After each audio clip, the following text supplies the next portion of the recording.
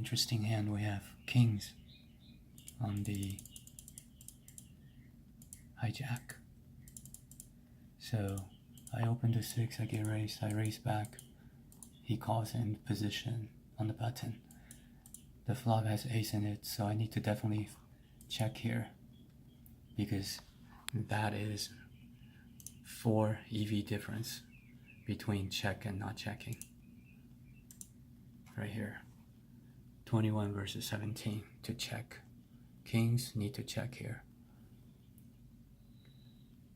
Okay, kings need to check here. And he bets very small. The question is, if he bets bigger, should I fold? So if he does go all in, I know I need to fold. But what if he does half pot? Does half pot equal? Okay, if it's half pot, then it's actually a raise, and raise all in too, because I have the nut flush. Without the nut flush, you probably have to fold. So let's see. Yeah, 100% fold. So that nut flush is very, very important. So the whole question about this is when to be all in. When to be all in by the turn. Again and again, we come up with that question. And in this particular case, we'll see that I didn't really need to be all in, although the EV difference is small. Slight worse EV to be all in. 100% slightly less EV to shove, open shove on the turn. Really should check and let him decide under threat of this possibly I'm trapping. See, we're thinking through all of this, when to be all in. We don't know. We don't have to push for it all in openly on the turn. We can let the button do this, and he has to decide what he wants to do. And there's always this hanging threat that I might just be trapping. So he can't just willy-nilly shove all in, because I could call. If he has air, he would just lose to a bluff. I mean, to being called by my bluff catcher. I could have ace. I could decide to call. So he can't just willy-nilly. He has to have at least something to make a bluff. So that tension between the threat of me calling and the possibility he is bluffing versus the threat that he has value and I'm the one being taken to value town, it's interesting, this dynamic. This is showing it very well, so this is a very good case. He has to decide. He can't just willy-nilly bluff with nothing, because I could always threaten that I was trapping. Plus I have the nut flush, so that protects me. So that's a very interesting case. So definitely on the flop, it is definitely a. On the flop is definitely a check and a call.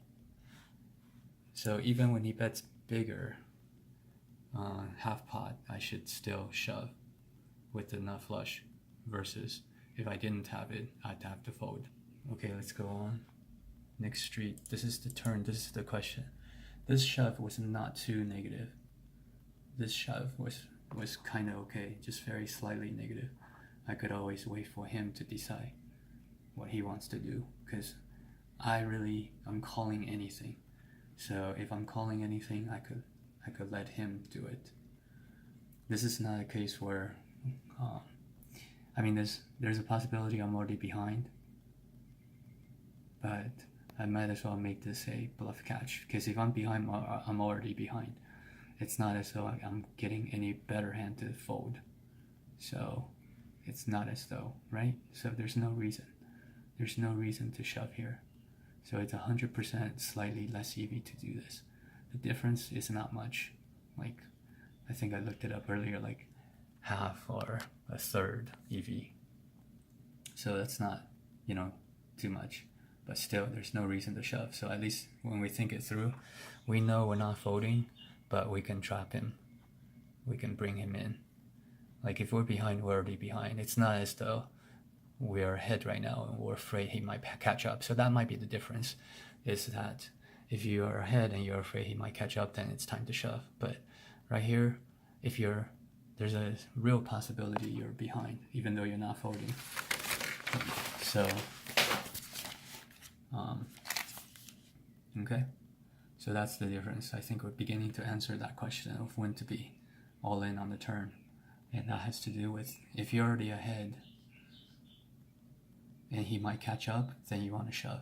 But if you already might be behind, then you don't need to shove, even though you're never folding. So that's, and especially since you can't make him fold any better hand.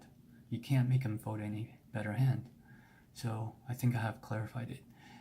The question of when to be all in on the turn is, if you're ahead on the turn and they might catch up, you want to be all in. That's case 1. Case 2 is, if you could be behind, you could be ahead, but you're not folding anyways, then you can wait for him to do his thing and still never fold, and just hope he doesn't have you beat, and that's it. In this case with the ace, you're really likely, there's a real possibility you might be behind, right? Especially in a 3-4 bet pot. So only ace king though, so well, he could have queens. Anyways, so that's so cool. We're figuring this out. Okay, so I wrote it out. The reason you want to be ahead, the reason you want to be all in is if you're ahead and there's still a chance he could catch up, you want to deny that equity. Here, in this case, with the kings on an ace high board, you may not be ahead.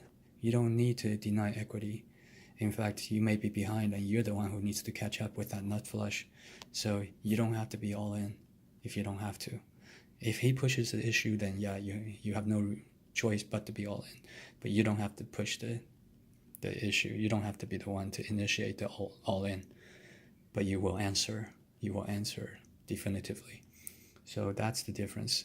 If you're ahead and you want to deny equity, go ahead and do that. Here, you're not ahead. You can see what he does. You might just go to a cheap showdown where everybody just shows down. And your kings don't have to put any more money in.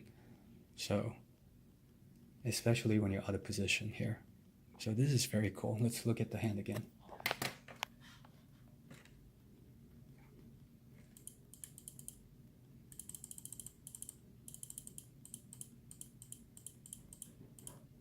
All right, open, raise, call, ace high, check. Luckily we have the flush. Okay, so I did not need to be all in there. Did not need to push the all in issue there.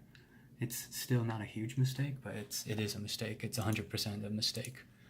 So, and then here, in this scenario, which is the alternate scenario, here he bets bigger. Now since I have the nut flush draw, I could push the issue and just say, that's it. I could be ahead. And you still have enough fold equity here, see? You still have enough fold equity here, and you have the nut flush draw. And you're just not giving up. And the stacks are deeper too. So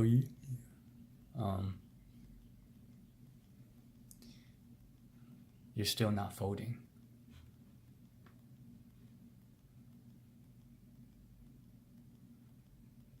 And once you put in this raise, you're committed. So once you put in the quarter pot raise, you're committed, and you have to call the all-in because you still have protection here. And that's just the way it's gonna go. You might be well behind here. You have no choice though, because it's, look, 41, 42, 41 EV. So you have no choice. So this is interesting. Sometimes you just have to go with it. But if you take away this and make that a heart, then fold, even at 67 here.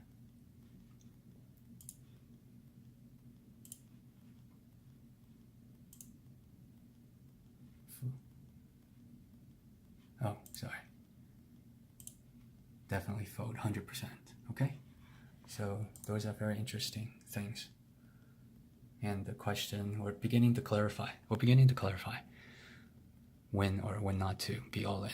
And we have some framework now. So this is good.